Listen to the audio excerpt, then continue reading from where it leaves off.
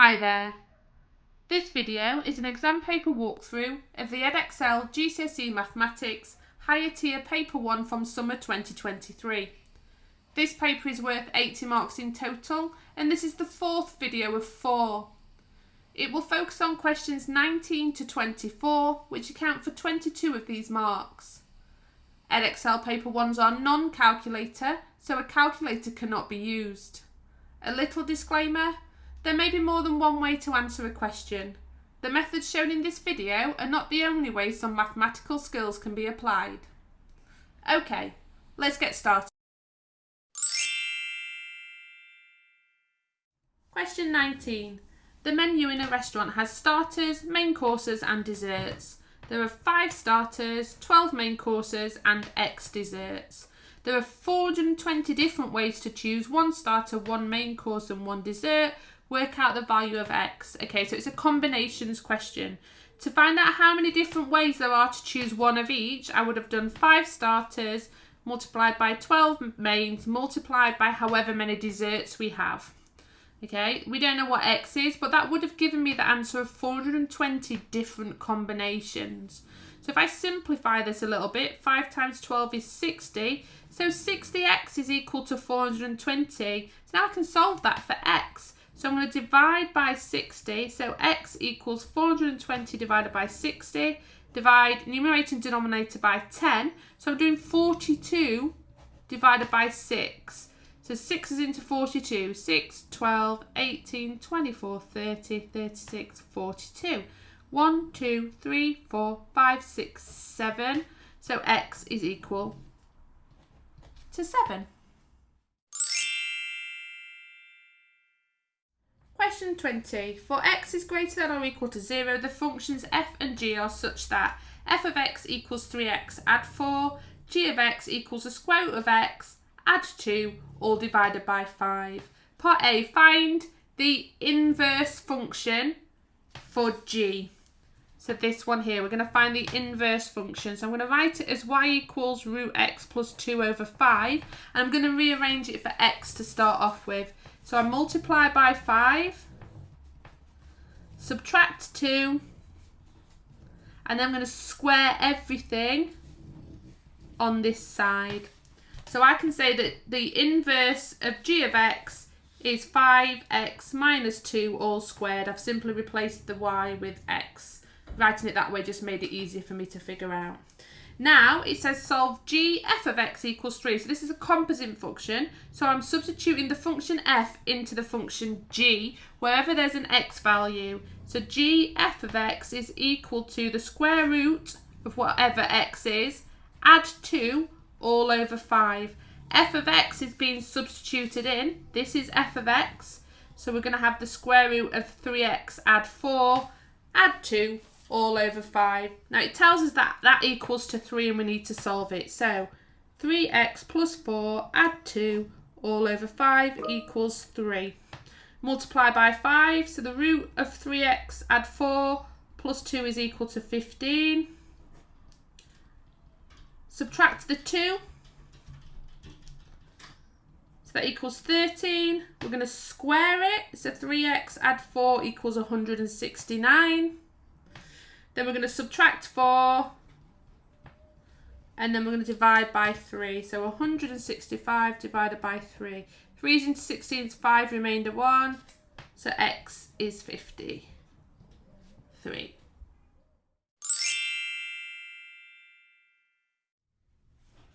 Question 21. A, B and D are points on a circle with centre O. So we've got A, B and D on the circumference of the circle, and then we've got O at the centre. CDE is the tangent to the circle at D. So CDE is a straight line forming a tangent to the circle at the point D. Work out the size of the angle ADC. So ADC, we're looking for this angle here. Write down any circle theorems that you use. So the first thing I'm going to do is spot angles that I can work out nice and easily.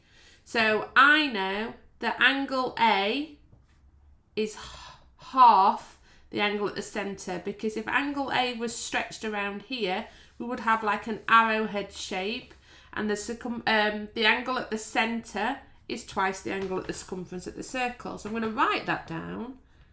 Angle at the centre is twice the angle at the circumference. So that tells me that angle BAD, so angle BAD is equal to 64 divided by 2, which is 32 degrees. So I'm going to mark that there on my diagram. So what I'm doing is I'm going to work out as many angles as I can until I get to this point here. So next thing, this here is a small triangle. Even though it's inside a circle, it's still a triangle.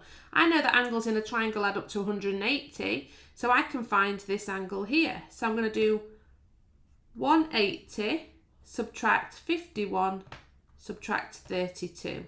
So 180 take away 51 is 129, and then 129 take away that 32. It's 97. So this angle here is 97. I'm not going to write down angles on a straight line sum to 108, angles in a triangle add to 180, because it only wants me to write down any circle theorems. And that's it's one of the angle facts that I know. Now I know vertically opposite angles are equal. So this angle must be 97. And then we have this small triangle here.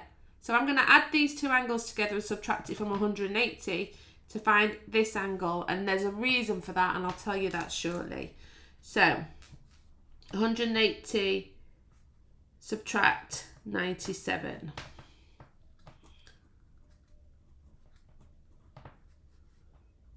Is 83, and then I need to subtract the 64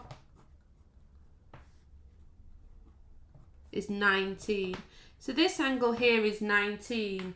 Now there's another circle theorem that I'm going to use. So we have this tangent to the circle at D here, at point D, and tangents to a circle are perpendicular to the radius, which is this line OD, and they form a 90-degree angle.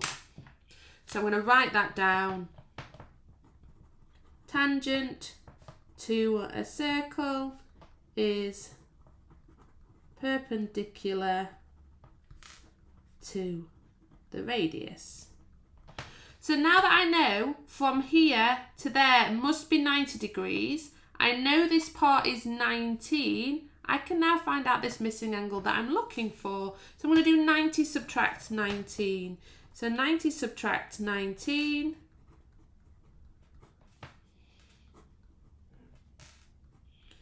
is 71 degrees.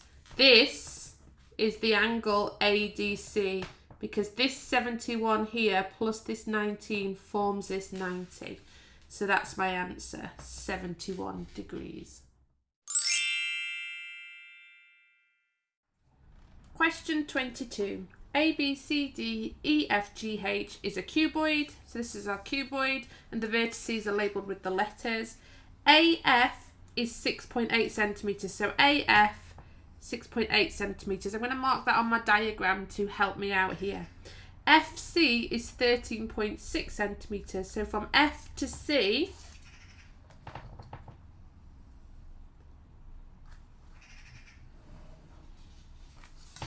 is 13.6 centimetres.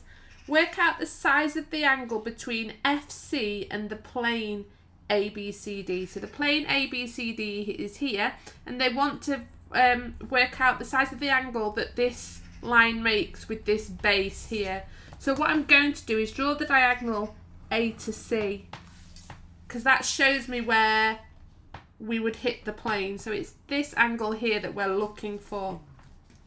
Now what it's important to do with 3D shapes is recognise those right angle triangles. So I'm going to work with this triangle here. Yes, it doesn't look ultimately like a right angle, but it is, because AC is flat, it's horizontal at the base of that shape. So this is actually a right angle. So we're trying to find this angle. We have two sides of this right angle triangle. So we're going to use right angle trigonometry. So we have the opposite and the hypotenuse. So if we're dealing with opposite and hypotenuse, we're dealing with the sin ratio. So let's substitute what we know. So sin x is equal to the opposite over the hypotenuse. X is the angle that we're looking for. So sin x is equal to the opposite 6.8 over the hypotenuse 13.6. Now the thing here is that we don't have a calculator. This is a non-calculator paper, so we're going to have to work with exact trig values to find that angle. So what I want to do is simplify this fraction and see what value it gives me. So if I'm going to simplify 6.8 over 13.6, let's divide it by 2. 13.6 divided by 2, 6.8. Okay, let's do it again. Let's divide by, put them in half again. So 1.5, 1.7 over 3.4. Now 1.7 is half of 3.4. So that simplifies to a half. So actually, sin x equals a half. Now we need to think about those exact trig values. However you generate those trig values is up to you. So if we were doing a table for sin, we have 0, 30, 45, 60 and 90 degrees. We would have root 0 over 2, root 1 over 2, root 2 over 2, root 3 over 2, root 4 over 2. So let's simplify this. So root 0 over 2, this becomes 0. Root 1 over 2 becomes a half. Root 2 over 2 stays as it is. So does root 3 over 2. Root 4 over 2 becomes 2 over 2, which is 1. Now we have sin of an angle is a half. This is a half here in our table for our sin values. So that x must be equal to 30. So sin of 30 is equal to a half. So x is equal to 30 degrees. We're going to pop 30 on our answer line there. Question 23. So we've got a fraction subtraction, but it's got surds in there. So they want us to write this calculation in this form where a, b and c are integers. So what I'm going to do to start off with is I'm going to rationalise both of these fractions. So if I've got 3 root 3 over 4 minus root 3, I'm going to multiply it by 4 plus root 3 on top and bottom. I'm rationalising it because I don't want to deal with those messy surds on the bottom for my denominator. So 3 root 3 times 4 is 12 root 3. 3 root 3 times root 3 is positive 3 root 9. And then on the bottom we'd have 4 minus root 3, 4 plus root 3. So let's simplify this a little bit more. 12 root 3. And then root 9 is 3, so that's plus 3 times 3, which is 9. And then 4 times 4 is 16. 4 times positive root 3 is positive 4 root 3. Negative root 3 times 4 is negative 4 root 3. And then negative root 3 times positive root 3 is negative 3. This is what we wanted. We wanted those terms to cancel out at the bottom to rationalise it, hence the opposite sign being used here. So this is 12 root 3 add 9 over 16 subtract 3, which is 13. I'm going to do the same for 2 root 3, so let's do that here. So I'm going to multiply numerator and denominator by root 3, so that gives me 2 root 3 over root 9. Root 9 is 3, so it's 2 root 3 over 3. So I'm going to rewrite these as a subtraction, so it's this one first. 12 root 3 add 9 over 13, subtract 2 root 3 over 3. Subtracting fractions, we want a common denominator. So I'm going to multiply this fraction by 3, so that's 36 root 3 plus 27 over 39. And then I'm going to multiply this fraction by 13, so that's 26 root 3 over 39. We have a common denominator, so we can write it as 1 fraction, and then we're going to start simplifying. So 36 root 3 subtract 26 root 3 leaves me with 10 root 3. The plus 27 here is going to remain on the top. And then we've got 39 on the bottom. I can't simplify this any further because there isn't a common factor of 10, 27 and 39 other than 1. So this is my final answer, but I'm going to check. A, B and C need to be integers, 10, 27, 39. Good, I'm happy with that. So I'm going to carefully copy that on my answer line. Question 24. Find the set of possible values of x for which 4x squared subtract 25 is less than 0 and 12 subtract 5x subtract 3x squared is greater than 0. You must show all your working out. So the first thing I'm going to do is find the possible solutions for 4x squared subtract 25 is less than 0. So I'm going to start at this stage with just an equals sign there. I'm going to come back to that inequality and how it impacts the question shortly. I'm going to factorise to solve this equation. So this is a difference of two squares. 4 is a squared number, 25 is a square number. So this would be 2x subtract 5 and 2x add 5. Square root of 4 is 2, square root of 25 is 5. We want a negative and a positive so that the x terms in the middle cancel out when we expand those brackets. So we have 2x subtract 5 equals 0, so 2x is equal to 5 and x equal to 5 over 2. That's that first bracket solution. Do the same with the next bracket. So 2x equals negative 5, so x equals negative 5 over 2. So I have two solutions for this graph here. Now, it's actually this less than sign, so x is less than 5 over 2 and x is less than minus 5 over 2, but I'm going to have to do some work with those shortly. I'm going to show you what I mean by that. I need to figure out if it's still a less than or equal to sign. We'll do that shortly. Now I'm going to deal with this one, but I don't like the fact that I have a negative x squared. So I'm going to move everything over to the right-hand side, so that becomes 3x squared plus 5x subtract 12. But because I've moved everything across this sign, it then becomes a less than 0. The sign flips, okay, because I've changed this sign here. Now I'm going to factorise. So I'm going to do splitting down the middle method. It's entirely up to you how you do this. So 3 times minus 12 is minus 36. Two numbers that make 36, 1 and 36, 2 and 18, 3 and 12, 4 and 9. A difference of 5, so I'm going to go with these two. So we have 3x squared plus 9x subtract 4x, because 9x subtract 4x gives me 5 and it's me using the 9 and the 4 to make the 36. And then I've got subtract 12 on the other side. Split it down the middle. Let's factorise this side. So we have minus 4x plus 3. I want the bracket to match on this side, so I need a 3x there. 3x subtract 4 on the outside of the brackets is one of my brackets, and then the x plus 3 repeating bracket is the other. So 3x minus 4, 3x is 4x, so that's 4 over 3, and then x plus 3.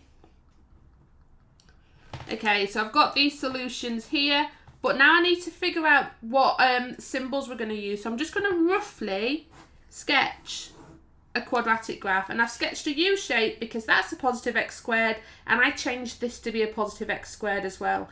So if these are the two roots of the equation, if I'm dealing with these solutions here, so negative 5 over 2 would be this root, and 5 over 2 would be this root. Now I want less than 0, so I want all of the values that are included less than 0 for these solutions. Which are those ones? Because they're below the x-axis. Which means actually I want any x values that are greater than negative 5 over 2, but less than positive 5 over 2. Okay? So if I was going to do the same with these two solutions that we found here, again, I'm dealing with less than 0, and I've got 4 over 3 and a negative 3. So the negative 3 root would be there, the 4 over 3 root would be there. So again, I'm wanting x is greater than negative 3, but less than 4 over 3, because I want to include these solutions here that are below 0, below the x-axis. So now I'm finding the set of possible values that satisfy this inequality and this one. So let's look at them.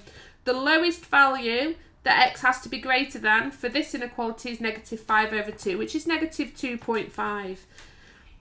The lowest value that this one has to be greater than is negative 3. So if this has got to be greater than negative 2.5, then negative 2.5 must be the smallest value that satisfies both of them. Okay? Now let's look at the extreme values. So we want, with this equation, we want x to be less than 5 over 2, so less than 2.5. And with this one, we want x to be less than 4 over 3, which is 1 1/3, so 1.3 recurring. So yes, this needs to be less than 2.5, but this one has got to be less than 1.3 recurring. So this is going to be our maximum value that satisfies both, because anything from this point and below is less than 2.5. So we're going to have less than 4 over 3 there. And then we're just going to pop this on our answer line. So 5 over 2, 4 over 3.